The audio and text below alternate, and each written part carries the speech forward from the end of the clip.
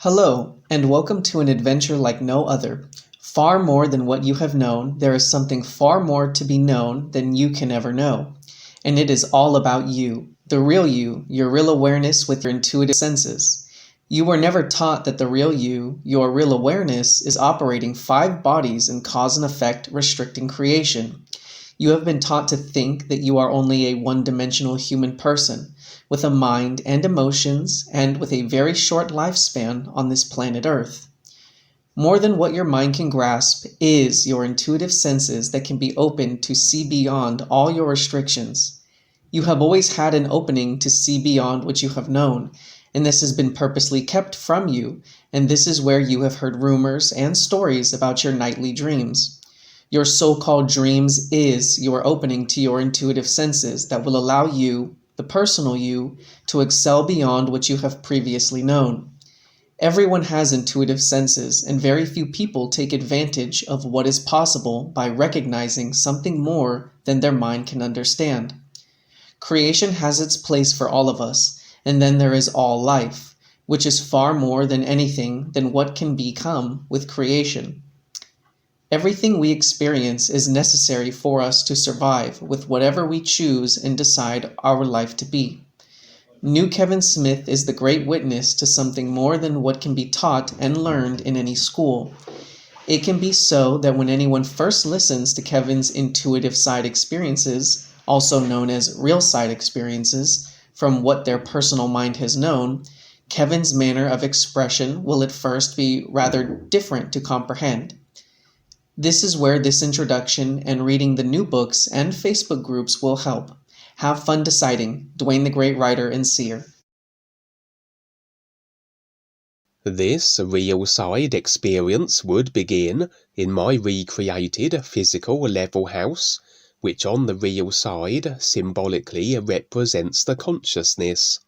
The consciousness being the simulation effecting engine room that we have gradually constructed and built upon since first our real awareness entered this particular creation and animated through all the body forms from that moment to now.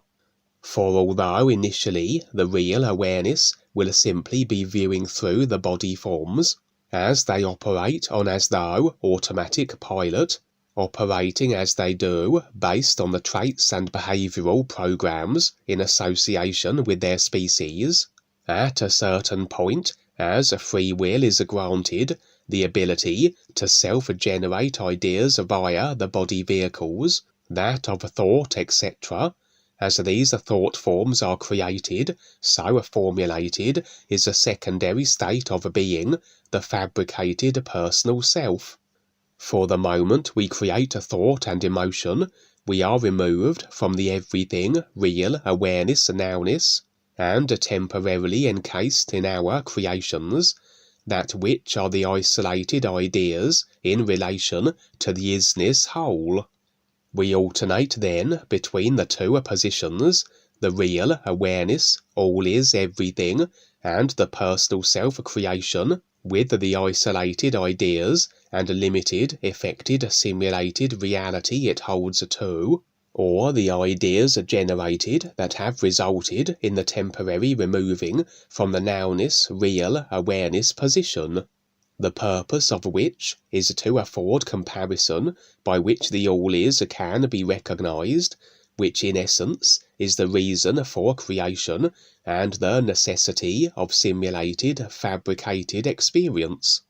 Becoming lost in the creation and the personal self is generally the case from the moment free will is established, and rather than the simulation of lifetimes and body types being experienced with the indifference the real awareness and the all is would afford them, an immersion into the personal self a secondary position with our true beingness, the real awareness rather forgotten, is an embracing of the creation, the consciousness, which is a storehouse of every idea that had effected our every lifetime position in creation and associated body types. By default, then, we hold to every idea that is the consciousness a construct, and eventually comes the moment whereas we re-establish connection with and realization of our real awareness. So begins the laborious process of idea dissociation as we face the consciousness and release attachment to its idea construct, that we no longer are bound to the effects and retained in the creational simulators, where we must be should we desire to experience that which isn't the everything is. The consciousness, as I mentioned, will be represented by our recreated physical level homes on the real side, and what takes place within its walls will be rather revealing as to the attachments and agreements we hold to. In this case, I would be on the ground floor of the house, and present with me would be an individual that impressions revealed was a real guide. That he was featuring on the first level of my house revealed conscious agreement extended to the real guides, and indeed he would be operating as though in an observing capacity of my actions. For I had rigged a contraption to a television that was present, and on the screen would be displayed as though a standard computer-style game. The game itself was one I never had played before, as created on the physical level earth, but my real awareness, with the oversight of everything creational that it has, part of the isness that animates through all consciousness idea-affected creation as it does, had the knowing as to the game's mechanics. That although seemingly simply a game on the surface, there was more to it than met the literal eye. I have mentioned on previous real-side experiences that certain videos on various media platforms, and indeed movies, have been embedded with frequencies that, given the right set of circumstances, so these present as potential access points and gateways connecting to other dimensions. For indeed, the dark force technologies that incorporate monitor or TV screens are actual windows and conduits to alternative dimensions, and in this case, this computer game would serve as a mechanism by which access could be gleaned to another creational position. For as the game began, my awareness view would make the transition from my body form, operating the controls from the living room area of the house, to that of viewing through the eyes of the game character. The game's avatar had to, as though, bypass a series of adversaries, a rather standard computer gaming concept, that of a conflict, battle, and overcoming enemies, etc., but the sense more so that the various body forms standing as opposition to the game's completion presented more as guardians, and my ability to nullify them wasn't a destruction of their forms, but of as though proving my worth to proceed to the satisfaction of each guardian, an ability to progress through it that wouldn't have been possible absent of the real awareness orchestrating proceedings. A security mechanism, then, which would have prevented the average personal self-immersed individual from bypassing these guardians, which were a rather unusual selection of body types, far removed from my ability to readily describe.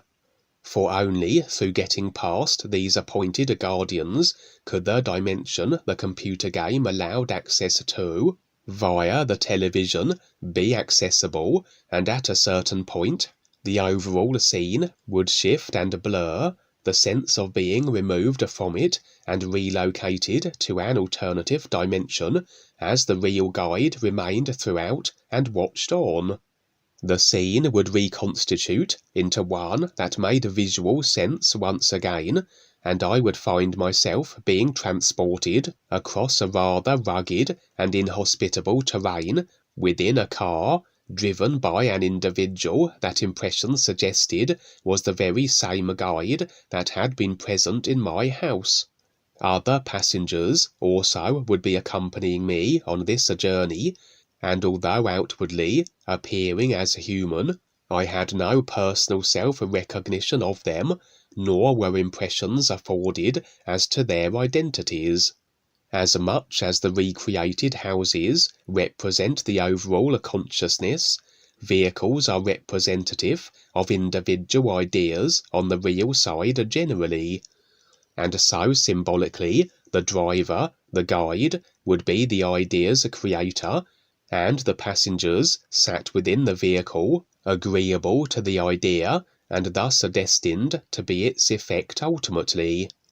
The lands we were traversing through, although barren, would not be devoid of body forms seemingly, among which would be large and ferocious dragons soaring through the skies, presenting as a threat to anyone encroaching on their territory. But the guide assured our safe passage, that our progress went unnoticed by the mighty winged serpents, and eventually we would be delivered to the intended destination.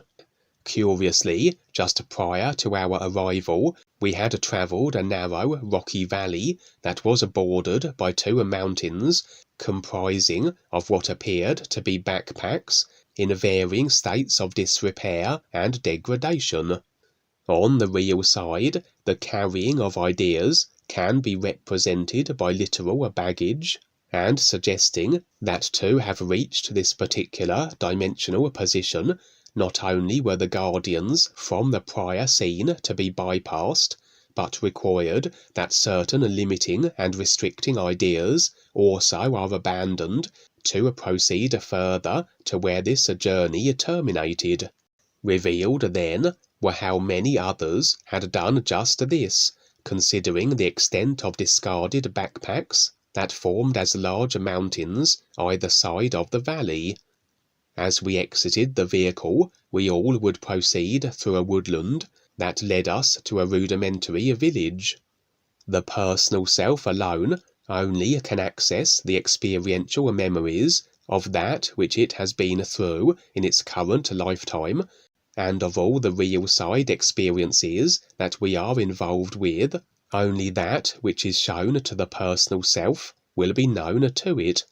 The real awareness, however, is a part of the everything reality, permeating through all consciousness of a simulation, physical level, and real side multi-dimensionally, and oftentimes then we will have real side experiences which are familiar, that which we have done before, even though they were not revealed to the personal self, a recognition that can only be so via the real awareness, as the personal self only can be shown but a glimpse of the full magnitude of multi-dimensional escapades and activities we are involved in. This would be the situation here, that I had previously visited this particular dimensional location, and had had dealings with the beings that resided there, within the village nestled in the woodlands we currently were in.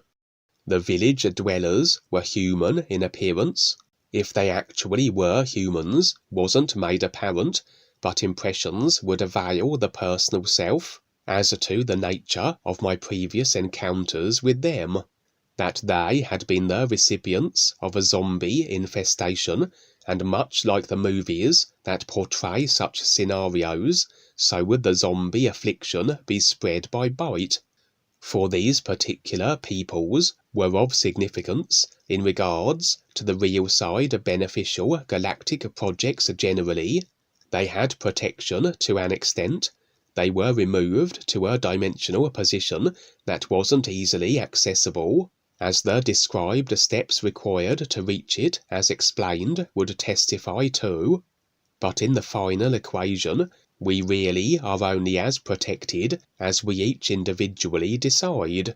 That as idea agreements dictate all our potential effects, and in relation to others, in essence, we must decide that others can harm or impact us adversely for they to be able to do so. For absent of the idea that another can harm me, then despite their best efforts, said other will be unable. These people, then, were only as protected as their agreement parameters allowed, and not enough seemingly that they were beyond adversity, and as the dark forces were aware of the significance that these people represented, they would use all and every available avenue and option that their targets' agreements facilitated to have them eradicated. In this case, agreements would allow the utilizing of a zombie horde as a mechanism of their destruction. When this previous situation unfolded, impressions further revealed I would be deployed to intervene on behalf of the targeted people in their village, but again I only could operate within the parameters and limits as set by the people and their particular agreements. I would be successful in repelling the dark force instigated zombie attack, but many of the villagers were indeed killed or converted into zombies as they suffered bite or scratch. However, the village was left standing, the people hadn't been completely annihilated, and now I was seemingly returning, as though to determine as to the people's recovery from their former zombie ordeal. We would be met at the gates by a group that presented as the village's security detail. They required assurances that we were not here for disruptive purposes. Evidently, they had been apprised of the former zombie attack as being dark force instigated, that they were on the controller's target hit list, so to speak, and were naturally cautious of all who managed to reach their relatively inaccessible dimensional location. A number of the villagers would recognize me, however, as the one who had assisted them with the zombie situation, and so although the others of my group had to be determined as to their sincerity, the guide accompanying us would provide whatever was required to the village guard's satisfaction. I was allowed immediate access into the village. I would be updated as to the recovery of the village since the zombie outbreak, that although the population was diminished and a number of them were still in the throes of the zombie affliction, bitten and isolated accordingly, the village was still standing, and those still positioned within it would have their key parts to play in the galactic projects as yet to come. It seemed that unlike in the movies, the zombie affliction was treatable and reversible, and so those having been bitten were not beyond restoration. However, as I remained in the village for a time, the sense of the elapsing of many months, so would the dark forces be dispatching curious mechanicals, not as a further means of eliminating the villagers, but to secure genetic material from the ones that were recovering from the zombie affliction. These mechanicals, appearance-wise, comprised of a metallic, though mobile, metallic cube, approximately the size of, say, a large suitcase, and seemed to operate beyond the ability of the villagers to perceive, and thus they could carry out their genetic material gathering covertly and undetected. That even though imperceptible to the eye, as though operating in a frequency slightly removed from the village, they still could retrieve the genetic samples they required, for whatever reason they had for doing so, as the purpose of this wasn't made apparent, but assuredly it wouldn't be in any way beneficial for the village people. I would at one point pose as one of the villagers, playing the pretense of being one of the recovery patients, and seemingly the mechanical creatures couldn't determine the difference between one that had been zombie afflicted and one that wasn't. They simply had the objective of entering the structures where the patients were tended to and secure samples from them. For as I lay in one of the beds, although, as I mentioned, these robotic beings were invisible to the villagers, they were not beyond my ability to perceive, unbeknownst to them. One of the metallic, box-like mechanoids would glide toward me, and a number of tendril-like appendages would sprout from it and secure material from my body, a situation as undetectable as their body forms, at least to the villagers, as I would receive no sensation, pain or indication of the genetic material extracting procedure. As I said, these mechanicals were not posing as a further danger. They were, however, gathering their samples, for whatever ill-intended reason this may prove to be. These villagers were certainly dark force-targeted individuals, and expected would it be for them to be continually hounded, pestered, interfered with, and where possible, where agreements allowed, eliminated. For indeed, as the months rolled by, as I maintained a presence in the village, so would another dark force-affiliated body form be deployed, taking again a mechanical form, but one which possessed of ability where environmental upheavals were concerned. Impressions were of a kind of elemental, though operating through a robotic vehicle which would burrow itself deep within the ground, within the dimensional position of the village, and through its manipulations was able to instigate geographical upheavals, mini-earthquakes, landslides, phenomena of a destructive nature, in a bid to eliminate still further of the villagers, if not the entire population still remaining. The village dimension was relatively secure and difficult to access, as I mentioned, but the dark forces were very adept at finding their way in and dispatching their zombie hordes and various robotic infiltrators with the functions they were tasked with executing. I would reach out to a contact of my own, a body form that I had a connection and affiliation with, however and by what means this had been established, taking the form of a large wolf, though one infused with mechanics, that it was more a kind of cyborg, an intermeshing of a biological wolf and robotics. This mechanized hound was especially suited where the nullifying of creatures such as the destructive mechanical elemental was concerned, as though this was one of its areas of expertise. The experience would end at that point with the cyborg wolf hunting down the elemental, impressions providing assurances that it was a foregone conclusion. The wolf would eventually secure its target and remove the disruptive elemental from the dimension, preventing it from continuing to cause its environmental mayhem. The villagers would be safe once again, at least for the time being, but it seems I and others are tasked with affording their protection as much as is able within the parameters and limits as established via their distribution of agreements, as I mentioned, and ultimately they will play their parts in regards to beneficial essential roles as impressions revealed were their intentions to perform.